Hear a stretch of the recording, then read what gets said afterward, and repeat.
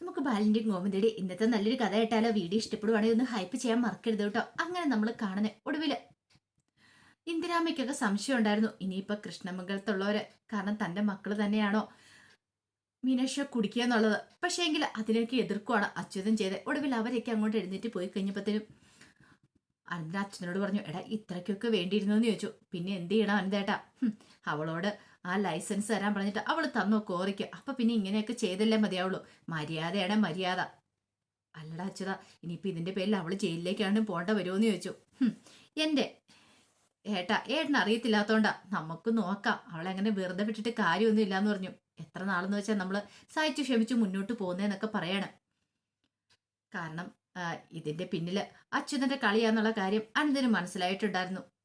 ഈ സമയത്ത് ആര്യനും ധർമ്മനും കൂടി പോലീസ് സ്റ്റേഷനിലേക്ക് ചെന്ന് മീനാക്ഷിയെ കാണുവാണ്.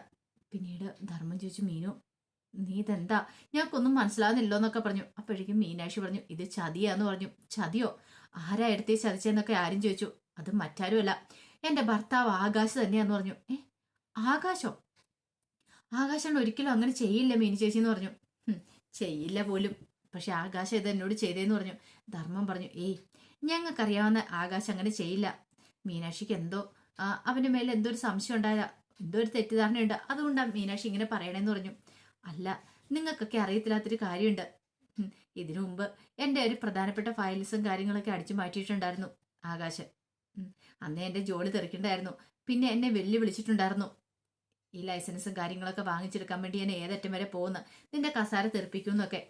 അത് കേട്ടപ്പം ആരും പറഞ്ഞു, എന്നാലും ആകാശേട്ടൻ സാരില്ല, ഞാനിത് അനുഭവിക്കാൻ വിധിക്കപ്പെട്ടിട്ടുണ്ടെങ്കിൽ എനിക്ക് അനുഭവിച്ചെന്നല്ലേ മതിയാകത്തുള്ളൂ. നിങ്ങൾ വിഷമിക്കൊന്നും വേണ്ടെന്ന് പറഞ്ഞുകൊണ്ട് ആര്യനെ ധർമ്മനെ സമാധാനിപ്പിക്കുകയാണ്. ആ സമയത്താണ് അങ്ങോട്ടേക്ക് സി ഐ വരുന്നത്. സി ഐ വന്നിട്ട്, നിങ്ങളൊക്കെ ആരാ, എന്താ ഇവിടെ കാര്യം എന്നൊക്കെ ചോദിച്ചു.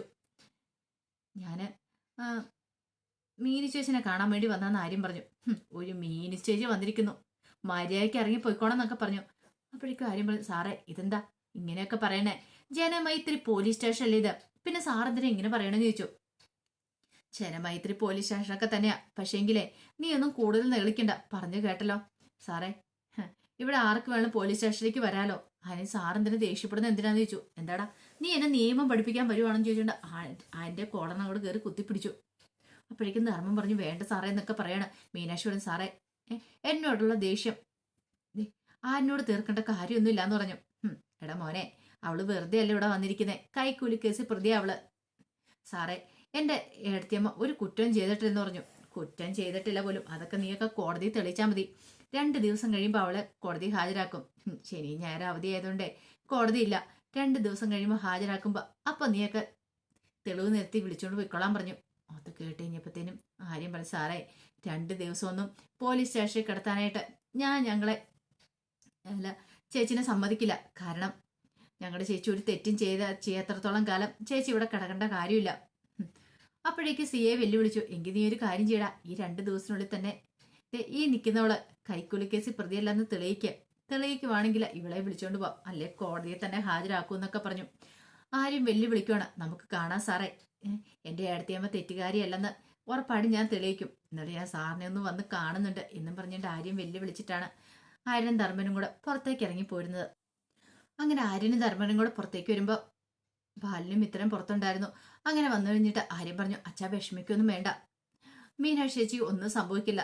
അതെ, മീനാക്ഷി അടുത്തേ ഞങ്ങൾ പുറത്തിറക്കിയിരിക്കും, അച്ഛന് തരുന്ന വാക്ക, കോടതിയിലേക്കൊന്നും കൊണ്ടുപോകേണ്ട വരത്തില്ലെന്ന് പറഞ്ഞു. എന്നാലും എടാ മോനെ സാരില്ല അച്ഛ സങ്കടപ്പെടാതിരിക്കാൻ പറഞ്ഞു. പിന്നീട് ആര്യം പറഞ്ഞു, മിത്രേ നീ വീട്ടിലേക്ക് പോയിക്കോളാൻ പറഞ്ഞു. ഞാൻ വീട്ടിലേക്ക് പോകാനോ?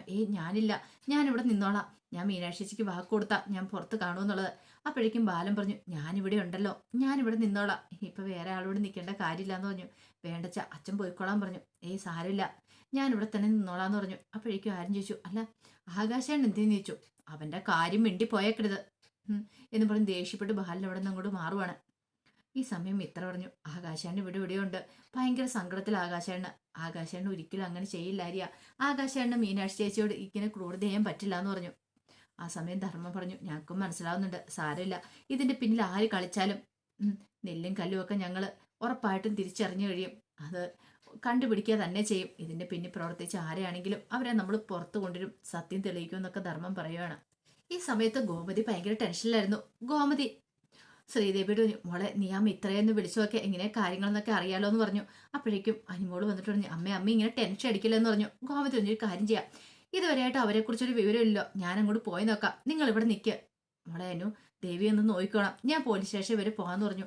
അപ്പോഴേക്ക് ശ്രീദേവി പറഞ്ഞു, വേണ്ട വേണ്ട അമ്മ, ഞങ്ങൾ ഒരിടത്തേക്കും വിടത്തില്ല, അമ്മ ഒന്ന് സമാധാനമായിട്ട് ഇരിക്കുക, അമ്മ എന്തിനാ ഇങ്ങനെ ടെൻഷൻ അടിക്കണേന്ന് ചോദിച്ചു. എനിക്ക് പറ്റില്ല, എൻ്റെ മോള് അവിടെ പോലീസ് സ്റ്റേഷൻ ഇരിക്കുമ്പോൾ എനിക്കിവിടെ സമാധാനത്തോടെ ഇരിക്കാൻ പറ്റില്ല, എനിക്ക് ഇപ്പം തന്നെ പോകണമെന്ന് പറഞ്ഞുകൊണ്ട് ചാടി എഴുന്നേക്കാൻ തുടങ്ങുന്ന സമയത്ത് അനുവും ശ്രീദേവിയും കൂടി ചേർന്ന് ഗോമതി അവിടെ പിടിച്ചെടുത്തുവാണ്. അപ്പോഴേക്കും ഗോമതി വല്ലാതെ അലമുറയിട്ട് കരയുന്നുണ്ടായിരുന്നു, നെഞ്ചൊക്കെ തടവുന്നുണ്ടായിരുന്നു. അപ്പോഴേക്കും അനുമോൾ ഓടി കുറച്ച് വെള്ളം എടുത്തുകൊണ്ട് കൊടുത്തു. ഇത് കുടിക്കമ്മേ, അമ്മയൊന്ന് സമാധാനിക്കാനൊക്കെ പറഞ്ഞു.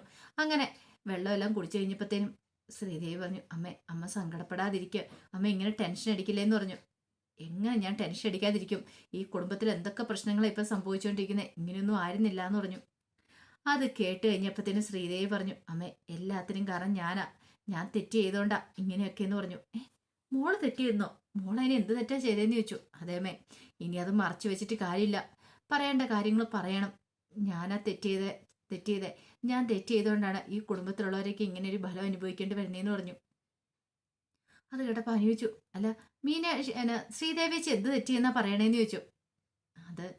അത് പിന്നെ ഞാനാ തെറ്റുകാരി അമ്മേ, ഇത്രയും കാലം ഞാനത് മറച്ചു വെച്ചു, പക്ഷെ എനിക്കിനിത് പറയാതിരിക്കാൻ പറ്റില്ല എന്ന് പറഞ്ഞുകൊണ്ട് ശ്രീദേവി പറയാൻ തുടങ്ങുമ്പോഴത്തേനും ഗോമതി പറഞ്ഞു, മനസ്സിലായ മോളെ, കുഞ്ഞ് നഷ്ടപ്പെട്ട കാര്യമല്ലേ, മോള് കാരണമല്ലോ കുഞ്ഞ് നഷ്ടപ്പെട്ടെ, അതിന് തക്കതായ കാരണമുണ്ടല്ലോ, പിന്നെ ആനന്ദ് മോളെ വല്ല കുറ്റപ്പെടുത്തോ എന്തെങ്കിലും ചെയ്തോ, കുഞ്ഞ് നഷ്ടപ്പെട്ട മോള് കാരണമെന്ന്. അങ്ങനെയൊന്നും ഇല്ലമ്മേ, പിന്നെ എന്തിനാ മോള് വിഷമിക്കണേ, മോള് വിഷമിക്കേണ്ട കാര്യമൊന്നുമില്ല, മോള് ധൈര്യമായിട്ടിരിക്കുക, മോള് കാരണമൊന്നും അല്ല ഇപ്പൊ ഈ പ്രശ്നങ്ങളൊക്കെ ഉണ്ടാകുന്നേന്ന് പറഞ്ഞു. ഒരു കാഞ്ച് മിത്രനെ ഒന്ന് വിളിക്കാൻ പറഞ്ഞു. മിത്രനെ ഒന്ന് വിളിച്ചെങ്കിലും ഞാനൊന്ന് സംസാരിക്കട്ടെ എന്ന് പറഞ്ഞു. ഒടുവിൽ മിത്രയെ വിളിക്കുവാണ്. മിത്രയെ വിളിച്ചിട്ട് ചോദിച്ചു, അല്ല എന്തായി, നിങ്ങളിത് എവിടെയാ മിത്ര എന്നൊക്കെ ചോദിക്കുകയാണ്. അത് കേട്ട് കഴിഞ്ഞാൽ മിത്ര, ഞങ്ങൾ പോലീസ് സ്റ്റേഷനിൽ തന്നെയാ. ഗോമതി ചോദിച്ചു, അല്ല പോലീസ് സ്റ്റേഷനിൽ എതിരായിട്ട് ഇറങ്ങിയില്ലേ, മീനാക്ഷിയും കൂട്ടിക്കൊണ്ട് വരാമെന്ന് പറഞ്ഞ് നിങ്ങൾ പോയിട്ടോ, അത് പിന്നെ ഇവിടെ കുറെ പ്രശ്നങ്ങളൊക്കെ ഉണ്ട്, അതൊക്കെ തീർത്താലാ വരാൻ പറ്റുള്ളൂ, അല്ല മോള് തന്നെയാണോ, ബാക്കി എല്ലാവരും എന്തെന്ന് ചോദിച്ചു. അതെ, എല്ലാവരും ഇവിടെ തന്നെ ഉണ്ടെന്ന് പറഞ്ഞു. ആ സമയത്ത് ശ്രീദേവി ഫോൺ മേടിച്ചിട്ട് ചോദിച്ചു, അല്ല ആകാശ് എവിടെ ഇല്ലേന്ന് ചോദിച്ചു. ആകാശേൻ്റെ ഇവിടെ എവിടെയോ ഉണ്ടെന്ന് പറഞ്ഞു. ആകാശിന് ഭയങ്കര സങ്കടമായിരിക്കും അല്ലേന്ന് ചോദിച്ചു. സങ്കടമൊക്കെ തന്നെയാ. എന്നിങ്ങനെ സംസാരിക്കുന്ന സമയത്ത് ബാലിന് ആഹാരമായിട്ട് വരുവാണ് മീനാക്ഷിക്കുള്ള. പെട്ടെന്ന് തന്നെ മിത്ര പറഞ്ഞു, അതെ മീനാക്ഷി ചേച്ചിക്ക് ആഹാരം കൊടുക്കാൻ സമയം, ഞാൻ ഫോൺ വെക്കുക, ഞാൻ പിന്നെ വിളിക്കാന്ന് പറഞ്ഞു പെട്ടെന്ന് തന്നെ കോള് കട്ട് ചെയ്തു. കോമതിക്കാണെങ്കിൽ വല്ലാത്തൊരു ടെൻഷനായിരുന്നു. കാരണം ഇപ്പൊ തന്നെ മീനാക്ഷിയും കൂട്ടിക്കൊണ്ട് മിത്രയൊക്കെ വരുമെന്ന് പ്രതീക്ഷിച്ചിരുന്ന, പക്ഷെ ഇങ്ങനെ ഒരു വൈതരണി അവർ ചിന്തിച്ചത് പോലുമില്ല. ഇത്തരം പ്രശ്നങ്ങളൊക്കെ ഉണ്ടാവുന്ന പോലും സത്യങ്ങളൊക്കെ തെളിയിച്ച് പുറത്തു കൊണ്ടുവരാനായിട്ട് അവർക്ക് സാധിക്കുമെന്ന് വിചാരിച്ചിരുന്ന. അപ്പോഴേക്കും ബാലൻ പറഞ്ഞു, മോളെ മിത്രേ, ഈ ആഹാരം കൊണ്ടേ കൊടുക്കണ്ടെന്ന് ചോദിച്ചു. കൊടുക്കാം എന്ന് പറഞ്ഞു. പാവം മീനാക്ഷി ചേച്ചിക്ക് സങ്കടമാണെന്ന് തോന്നുന്നു അങ്കിളെ, ഇനിയിപ്പോൾ എന്ത് ചെയ്യാൻ പറ്റും, നമ്മൾ വിചാരിച്ചാലൊന്നും നടക്കില്ലാന്ന് തോന്നുന്നു, 2 ദിവസം കോടതി ഇല്ലാത്ത ദിവസമല്ലേന്ന് ചോദിച്ചു. അങ്ങനെ അവരങ്ങോട്ട് കയറി പോകാൻ തുടങ്ങുമ്പോഴത്തേനും കോൺസ്റ്റബിൾ ചെന്താന്ന് ചോദിച്ചു, ഈ ആഹാരം കൊടുക്കാൻ. അതെ, നിങ്ങൾ കൊടുക്കണ്ട, ഞാൻ കൊണ്ടേ കൊടുത്താളാന്ന് പറഞ്ഞു. അപ്പോഴേക്കും ബാലൻ പറഞ്ഞു, അതെന്താ സാറേ അങ്ങനെ പറയണേ, ഞങ്ങൾ കൊണ്ടേ കൊടുക്കാന്ന് പറഞ്ഞു. മിത്ര പറഞ്ഞു, മീനാക്ഷി ചേച്ചി ആകെപ്പാടെ വിഷമത്തിലിരിക്കുക, ഈ സമയത്ത് ഞങ്ങൾ ആരെങ്കിലും കണ്ടു കഴിയുമ്പോഴത്തേനും മീനാക്ഷി ചേച്ചിയുടെ മനസ്സിന് ഇത്തിരി സന്തോഷമാവും, അതുകൊണ്ടാണ് ഞങ്ങൾ ആരെങ്കിലും പോകാന്ന് പറഞ്ഞേ. കോൺസ്റ്റബിൾ സമ്മതിച്ചില്ല. അപ്പോഴേക്കും ബാലൻ പറഞ്ഞു, സാറ് കടയിലിടയ്ക്ക് വരാറുണ്ട്, സാറിന് എന്നെ അറിയാവുന്നല്ലേന്ന് ചോദിച്ചു. കട വേറെ, പോലീസ് സ്റ്റേഷൻ വേറെ, അറിയാലോ. ബാലൻ എന്ത് ചെയ്യണമെന്ന് അറിയില്ല. അപ്പോഴേക്കും മിത്ര പറഞ്ഞു, സാറേ ഒന്ന് കയറ്റിവിട് സാറേ, കൊണ്ട് ആഹാരം കൊടുത്തിട്ട് പെട്ടെന്ന് തന്നെ തിരിച്ചിറങ്ങിക്കോളാന്ന് പറഞ്ഞു. ഒടുവിൽ കോൺസ്റ്റബിൾ പറഞ്ഞു, ശരി പോയിക്കോ, പക്ഷെ ഒരു കാര്യമുണ്ട്, ഒരാളോ പോകാൻ പാടുള്ളൂ, CI വന്നിട്ടുണ്ടെങ്കിലേ എന്നെ വെറുതെ ചീത്ത പറയുന്നു പറഞ്ഞു. ഒടുവിൽ ബാലൻ പറഞ്ഞു, എന്നാൽ മോള് പോയിക്കോളാൻ പറഞ്ഞു. അങ്ങനെ മിത്രയുടെ കയ്യിൽ ആഹാരവും വെള്ളവും കൊടുത്തും കൂടി കയറ്റി വിട്ടു. മിത്ര ചെന്ന് കഴിഞ്ഞപ്പോൾ മീനാക്ഷി ആകെപ്പാടെ വിഷമിച്ചിരിക്കുന്ന കാഴ്ച കണ്ടേ. മീനാക്ഷിയെ കണ്ടു കഴിഞ്ഞപ്പോഴത്തേനും മിത്രയ്ക്ക് സങ്കടമായിപ്പോയി.